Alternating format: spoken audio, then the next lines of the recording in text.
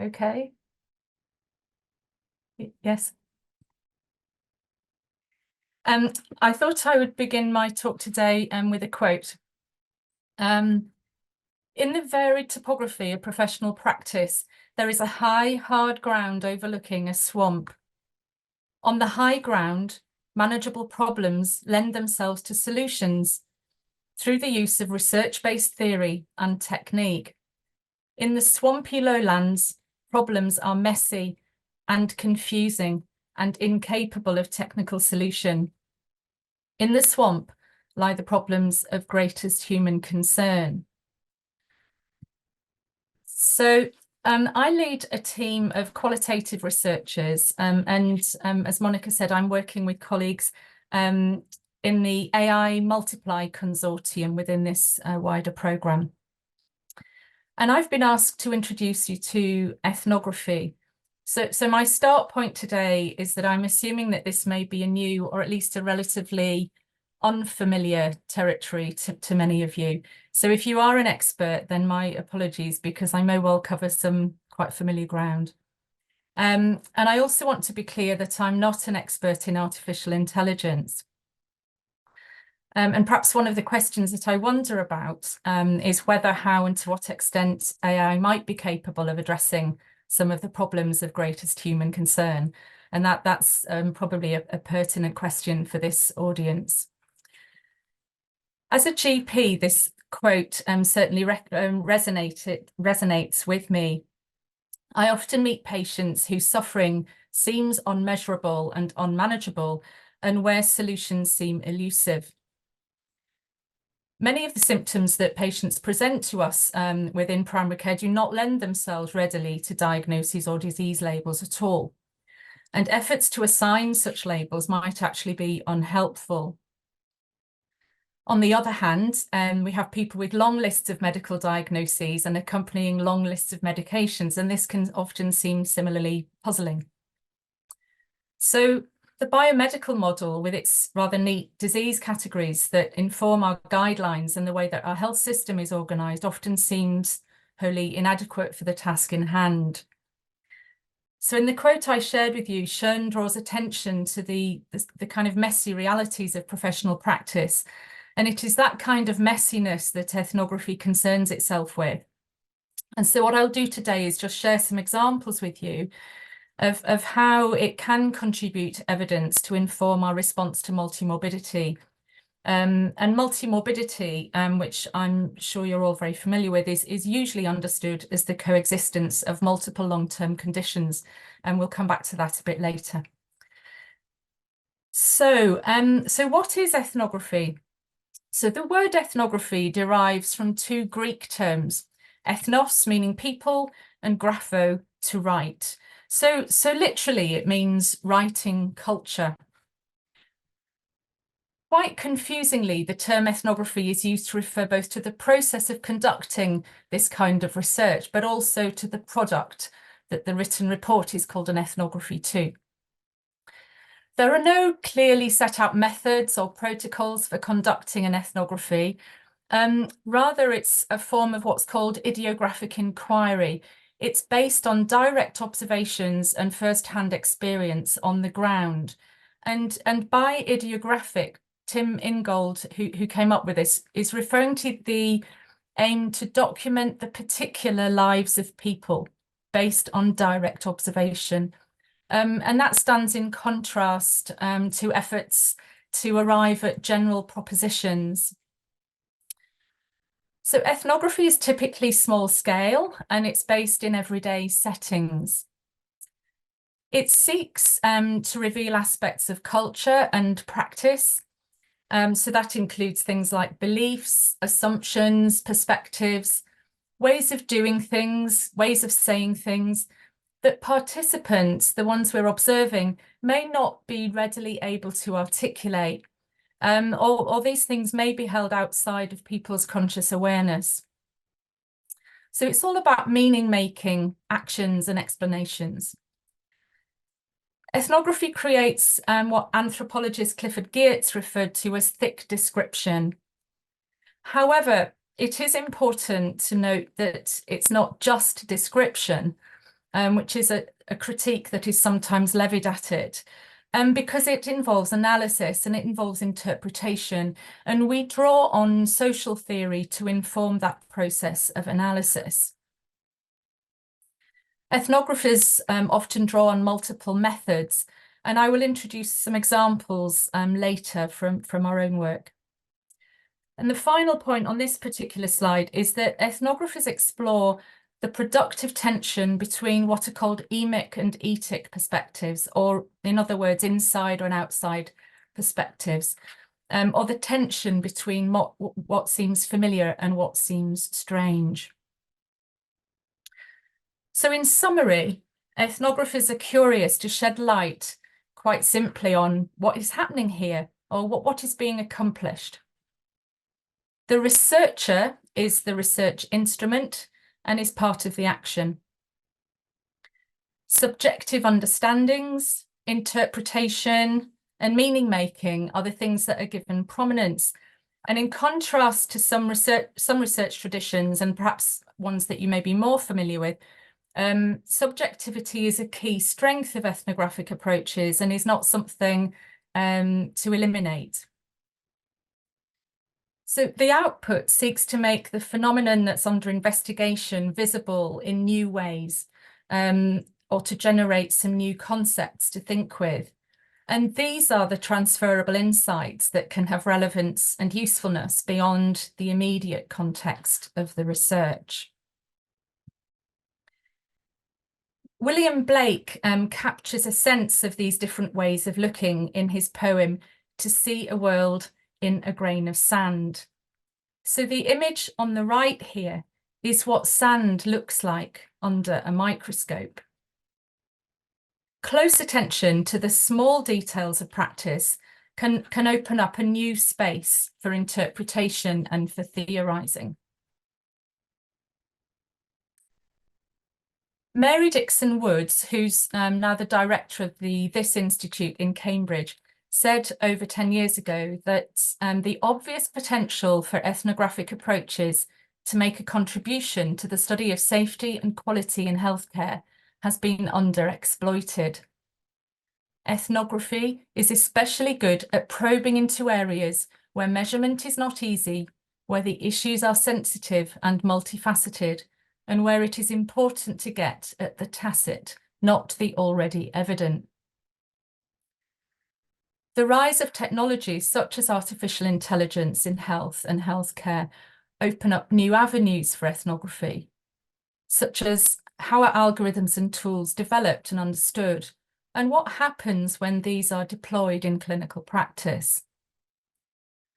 So I'm going to share some projects now in which we have been doing ethnography in the context of multiple long-term conditions.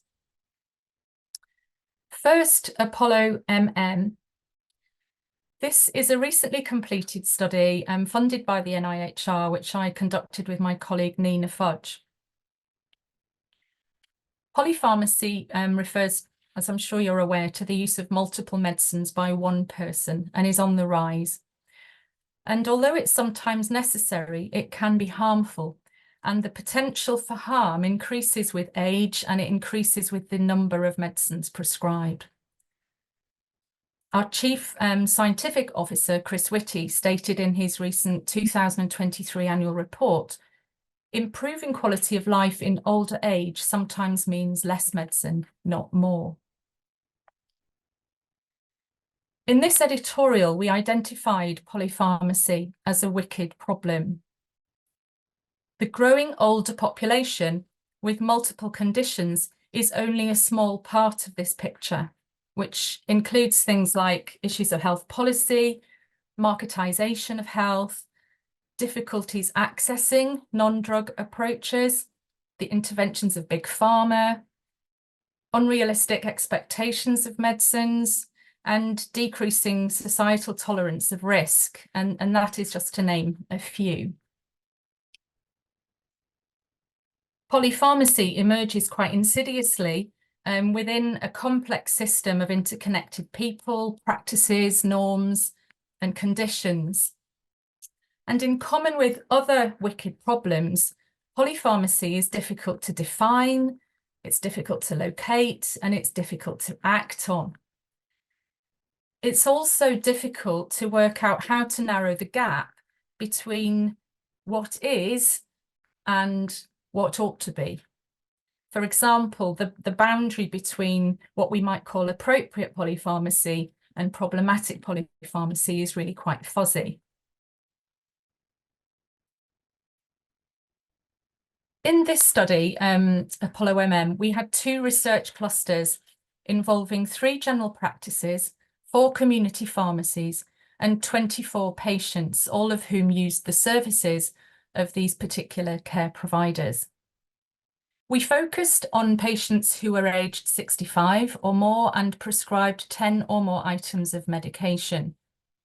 This is a pragmatic marker of higher risk polypharmacy and an escalating problem.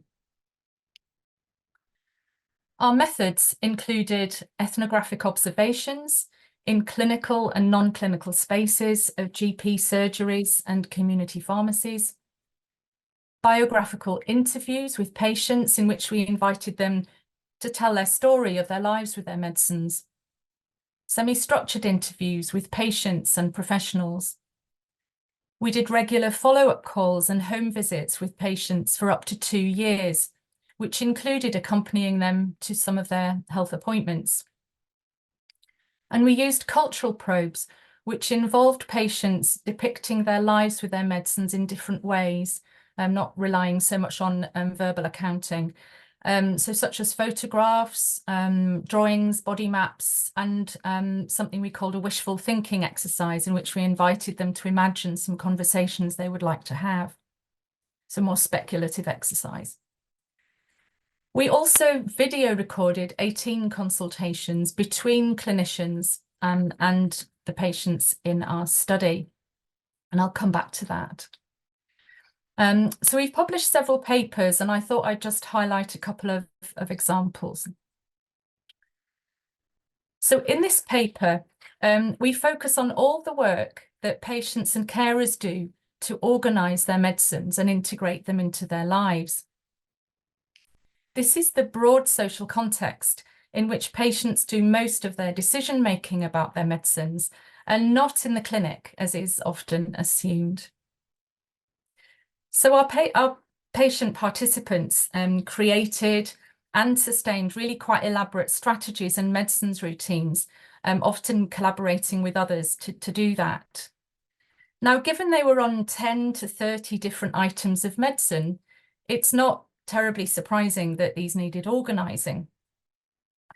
All our participants strived really hard to adhere to their medicines, but what emerged was often a compromise. So they prioritised living with their medicines over taking medicines as prescribed. Now, the kind of hidden work that we observed included practical tasks, prioritisation, surveillance of themselves, surveillance of supplies, experimentation, adaptation of prescribed regimens, the things they did to secure the help of friends, carers or professionals, etc., etc. There's a long list. And mostly they regarded this kind of work as mundane, a rather sort of inevitable feature of older age, a nuisance. And although it was very time consuming, they actually struggled really to explain how they actually went about it, because it had become so embodied and so taken for granted. So sometimes we had to visit several parts of their homes with them to work out what they actually did. Many of them used do-it-yourself dosset boxes. And I thought I'd just briefly introduce you to one of our participants, Zach. Zach is almost 90. He's a busy man, and he's involved in his local church, and he runs a lot of errands in his community, such as cooking for people. He adopts a dutiful, independent approach to his medicines, and he talked a lot about being a good patient. He keeps a 3-month supply of his medicines in a carrier bag by his armchair. And every week he organises them, always on the same day. And he lines up his morning tablets and his evening tablets and puts them into 14 small plastic bags each wrapped inside tissue paper. He puts these in his trouser pockets, left pocket for morning tablets, right pocket for evening tablets. And he keeps a whole week's supply there, taking a packet from each pocket every morning and every evening. Now for Zach, this system works rather well. His medicines are a high priority, so he keeps them close to his person. And kept here, they don't need to interrupt his rather unpredictable schedule if he decides to go out. He can still stick to his routine. Now, Zach has long resisted having a pharmacy-prepared docet box. He told us he didn't want anyone mixing things up and said his brain was turning over well. Now, partway through our study, during a hospital stay, some changes were made to Zach's medicines, and he started to receive a weekly pharmacy-prepared docet box afterwards. But he told us nobody had discussed that with him. He was really unhappy. He said that whilst he was capable, he wanted to organise his medicines himself. From then on, Zach spent one day of every week waiting indoors for his weekly docet box, which was posted through his door. On one occasion, that didn't arrive until late evening and caused him quite considerable anxiety. In the wishful thinking exercise that we did with Zach, he told us that he wished for a conversation with his GP about returning to his old system. He said he wanted to be in control of his destiny, and he was concerned that a mistake might be made. He continued to spend a lot of time every week checking his docet box when it arrived, so he felt he'd lost his freedom to go out, he'd lost his sense of control over his medicines, without actually being relieved of any significant organisational burden. He speculated that because he was over 80, maybe they thought he couldn't manage. In the months that remained in our study, he never had the conversation he wished to have with his GP. Now, I hope this story illustrates at least a little how our longitudinal ethnographic design enabled us not only to illuminate some of the sense-making and the work and the expertise that Zach had, but the way in which it helps us to situate polypharmacy within this wider context of patients' rather unique lives, unique values and priorities. So medicines, we start to see, are connected to social identities and practices in ways that I think go beyond what are often the technical concerns, which tend to be the focus of the clinic.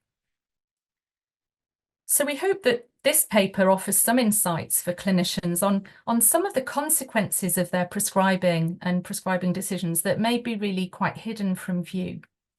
Patients often do not share some of the burden of their treatment with their clinician.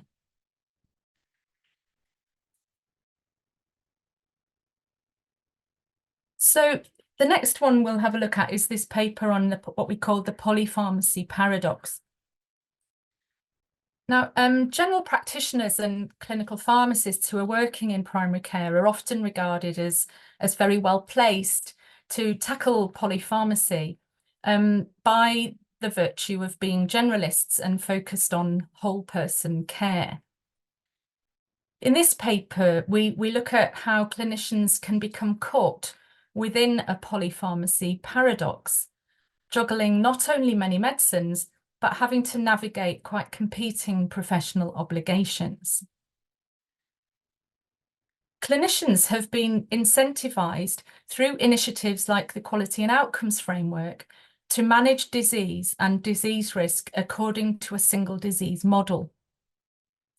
At the same time, they are encouraged to address the harms of problematic polypharmacy, which of course may emerge directly from their efforts at quality. This paper is based on our video reflexive ethnography of medication reviews. I'll explain what that is. So we've video recorded medication reviews, and then we selected critical moments of that footage and showed some short clips of the footage to groups of clinical practitioners in 7 workshops across our 3 general practice sites. So we used those clips as a catalyst to discussion. We chose medication reviews because these are recommended in policy as a way of tackling polypharmacy, despite, I must say, a rather patchy evidence base for that. But very little is known about how they're actually conducted in practice. So video reflexive ethnography, or VRE, is a quite well established but still rather novel research approach, and is a way of unearthing the taken for granted or the rather habitual activities that often are invisible to the people who are actually doing them. And it creates an opportunity for participants to see their normal practice from a different vantage point through watching themselves on video with a group of colleagues. And VRE sits at the interface between research and quality improvement to some extent, depending on how it's deployed. So when our clinicians first watched these clips, they tended to refer to what they saw as, oh, it's just a medication review. And they tended to denigrate their own work as rather routine and mundane. But with repeated watching, they came to speak of the complexity of this work, and they started to identify polypharmacy as a really delicate matter to negotiate. One thing that was interesting was that they rarely talked about the biomedical aspects of prescribing, such as drug-drug interactions or the evidence or lack of it supporting their prescribing. Rather, they tended to talk about how polypharmacy presented emotional and relational challenges to them, and how they felt really pressed between competing professional obligations. For example, they wanted to be patient-centered, which they recognised took time, and that jostled with calls upon them for efficiency.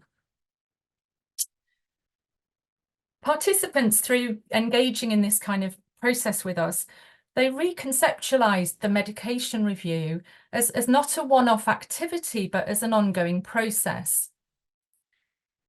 Typically, the medication review is recorded in the medical record as medication review done, a discrete task.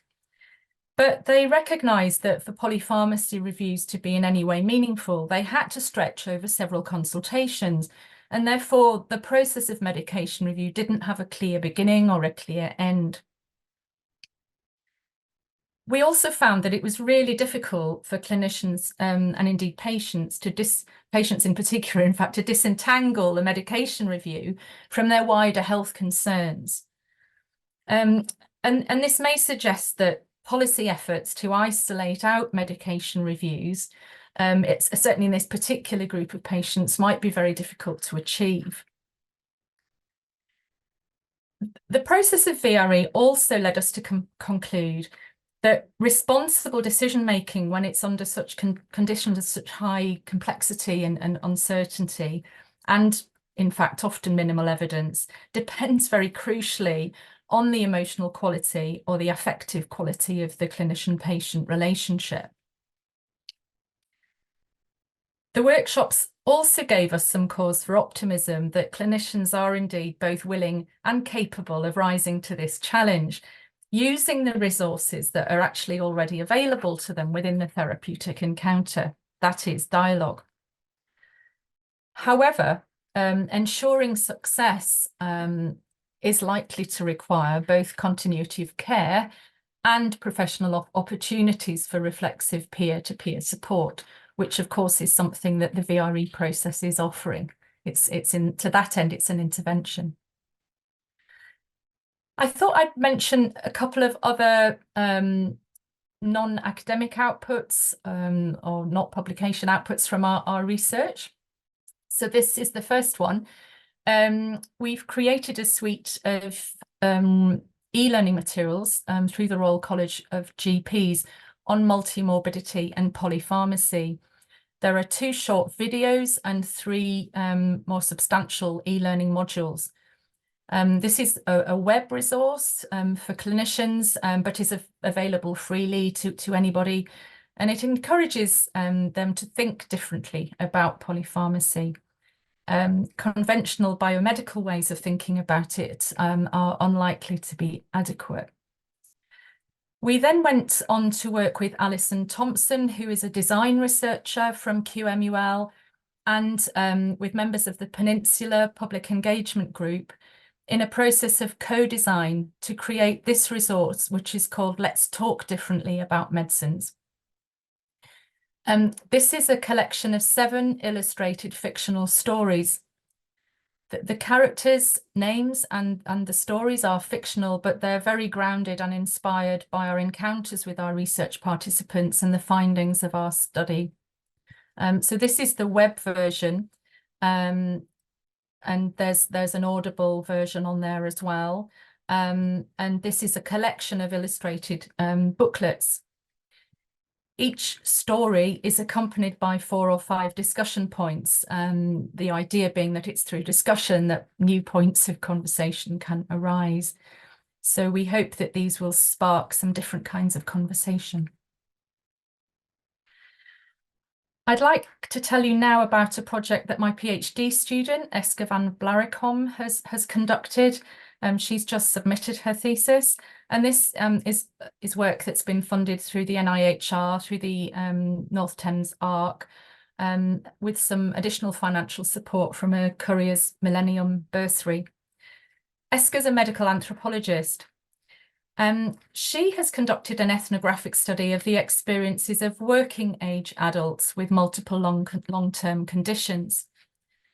Although the prevalence of multimorbidity, as you know, goes up with age, the absolute number of people affected by multimorbidity is higher in those younger than 65. And in the previous study, we were focusing on people 65 and older. And multimorbidity arises at a younger age amongst people who are living in deprived areas. So this group faces many different challenges. They're often juggling work and family responsibilities with the management of their conditions. And in this age group, multimorbidity is often a combination of physical and mental illness.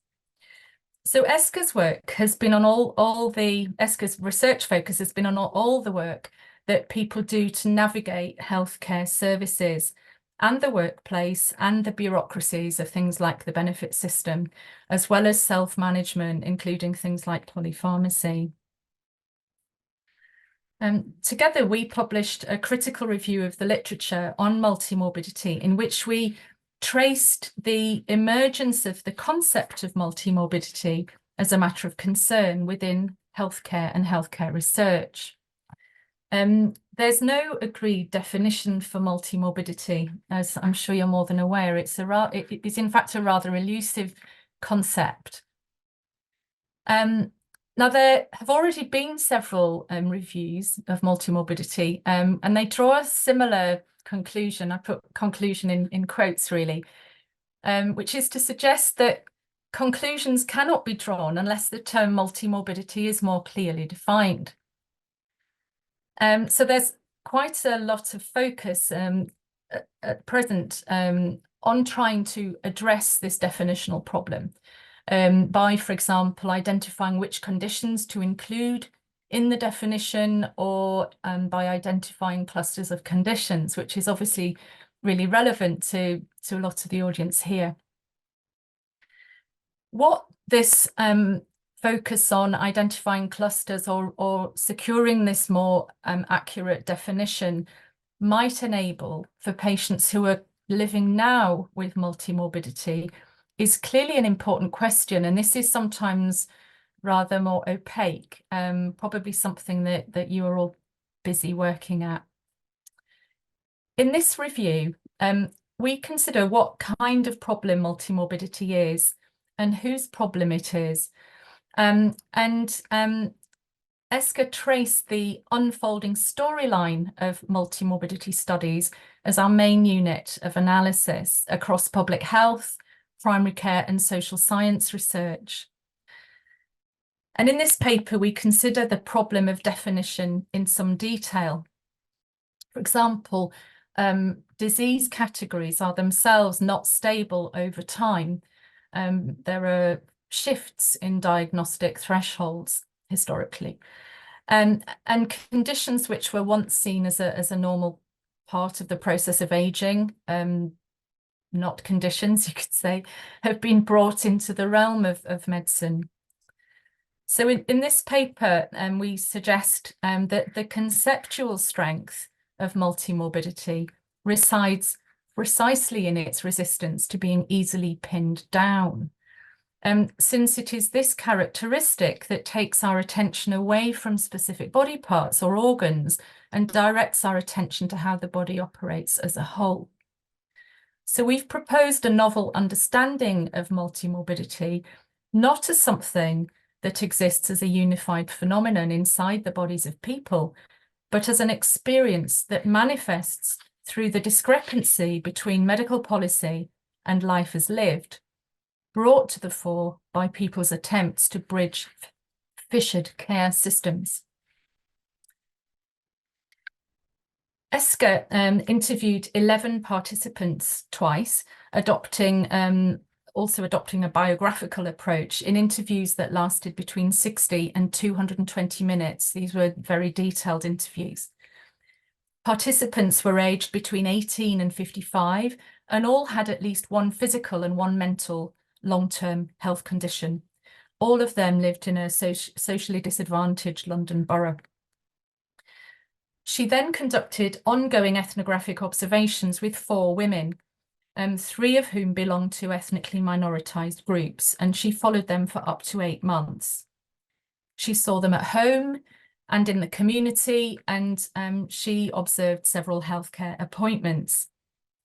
And these 4 participants took part in a creative photography project, coming together as a group several times. And then 3 of them engaged in creating a collaborative documentary film. In this paper, we work with Henrik Vick's concept of social navigation to show how multimorbidity emerges as a form of chronic crisis in everyday life. So it does this not only in the sense that multimorbidity brings worsening ill health and worry and a burden of treatment, but also a chronic crisis in the sense that it is an extension of the social adversity that our participants had actually faced for most of their lives. Multimorbidity is the experience of their family, and it's in their neighbourhoods. Furthermore, the sense of chronic crisis is exacerbated by their navigations of institutional structures. The participants present to care services with multiple interconnected symptoms, which often become fragmented by the way that their care is organised. Through a series of case studies, ESCA makes the point that although living with long-term illness requires a level of acceptance, this should not obscure the fact that many aspects of this contemporary experience of living with long-term health conditions are in fact unacceptable. Examples include unacceptable temporary housing and workplaces that are unable or unwilling to accommodate or adapt to people's needs. We explore the ways in which participants feel stuck in an existential sense, with accompanying feelings of personal failure. A label of chronicity can, and sometimes does, construct a hopeless future outlook, and metaphors of stuckness were really common in the data set. In the photography project, research participants were invited as creative co-producers into workshop activities such as mini exhibitions and caption writing. So Sarah is a 29-year-old who lives in cramped temporary accommodation with her 7-year-old daughter. And her story included gender-based violence. On one of ESCA's home visits, Sarah pulled out her medicine box saying, "If it's this much now, how much more will I be on when I'm older?" Sarah took a photograph of this box for the photography workshop and created this caption: "Trapped, uncertain, side effects, disappointment, scared. Since Sarah's first prescription of an antidepressant, her medicines have increased dramatically over time, to the point where she now feels unable to separate the side effects of her medicines from her health issues. Esker explored the different participants' accounts of their efforts to transcend their sense of existential stuckness. However, participants often became confined to the domestic sphere, often in their beds, and predominantly preoccupied with maintaining their own biology. Our analysis shows the importance of supporting people to construct more meaningful narratives that go beyond controlling illness as a biological failing and contribute in some way to supporting people, to the extent it's possible, in the process of transcending their current suffering. Aisha. Aisha is a 23-year-old British Bangladeshi woman. At 17, Aisha was diagnosed with diabetes, depression, and an eating disorder in a very short period of time. 3 conditions which were in fact interrelated. She says, everything happened fast. They gave me medication and they gave me antidepressants as well because I couldn't really cope. Yeah, and then I just started taking my medication and it was really tough because I was also having like eating problems. So the only way I could cope was through my eating. Obviously it wasn't great because it put my sugar up, and yeah, and it just got to a point in 6th form where I gained so much weight, and I don't know if it was due to the antidepressants. It might be they helped me gain weight. And there was another medication I was taking for diabetes that made me gain weight too. So I felt like everything was just going in the opposite direction to what I wanted to achieve. Aisha was brought up with 5 siblings, including one brother with severe autism, whom Aisha had been providing a significant amount of care for since Aisha was aged 10. The family were inadequately supported and her parents struggled. Aisha often missed school and was underfed. She started to become fixated on food, put on weight, and found that efforts to diet just triggered her to binge eat. When she was diagnosed with diabetes, Aisha's doctor advised her to watch her diet. But this, from Aisha's point of view, only contributed to her greater fixation on food and more binge eating. Her efforts at self-care became part of the crisis as context. This image was taken by Aisha in a response to a prompt to take a photo to represent a sense of the good and the self. She had always enjoyed drawing, but said that she had buried these things away in the years that she was preoccupied with her health condition. During our study, she secured a place to study design at college. She still, of course, has to work hard to manage her health conditions, but her newly rediscovered artistic practice takes her beyond existential stuckness. So in this paper, we argue for a shift from the logic of cure towards a focus on flourishing as a way of transcending a sense of chronic crisis, an approach which brings patients' particular biographies and contexts into mind. This doesn't mean, of course, abandoning diagnostic tools or indeed abandoning medicines, but it does engender a shift of orientation of care. And it perhaps places a shift in the meaning of success. In a flourishing practice, the aim is not simply to restore sick bodies to some kind of healthy norm, but to acknowledge the unique strengths and vulnerabilities of patients and act as a facilitator for transcendence and flourishing. Esker has worked with her research participants, collaborating with them to create a 20-minute documentary film called Harboring Illness, in which they tell their stories of living with chronic illness. This has now had a number of public screenings, and I'm sure she'd be delighted to show it to you if you were interested.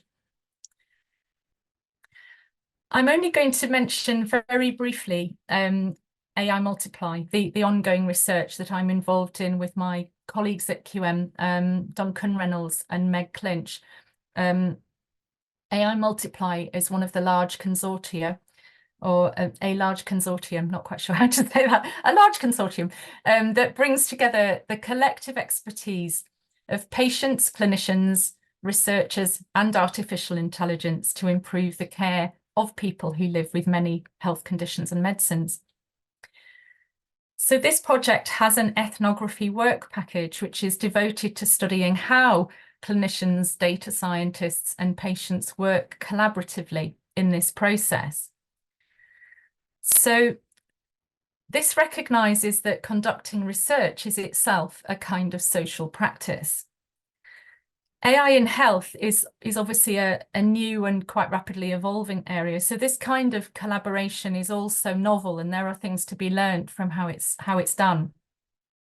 So we are now engaging in interviews, observing multidisciplinary meetings and PPI activities, and we're facilitating reflexive participatory workshops within the consortium so that we can learn how ideas are created and how a decision's negotiated, how a challenge is worked through, and how is consensus reached, that kind of thing, as this research proceeds. So I'm going to wrap up now. I thought I'd just present this rather familiar linear model of evidence into practice, where the focus is first of all on filling the gaps in the evidence, and then on tackling what's often called the translational gap between evidence and the messy world of practice. There's a lot of frustration around the translational gap. So a lot of time and resource is spent seeking to improve the evidence base, and quite a lot of time and resource is spent seeking to address the translational gap. But it's all too common to assume that we already understand practice. What ethnography can do is it can offer some surprising insights that can contribute to a deeper understanding of the complex and messy field of practice itself. So in that sense, we're kind of turning the translational gap on its head. And the focus of our ethnographic research is on building practice into evidence. I'd just like to finish by thanking, obviously, all our research participants, our advisory groups and patient panels across these various projects.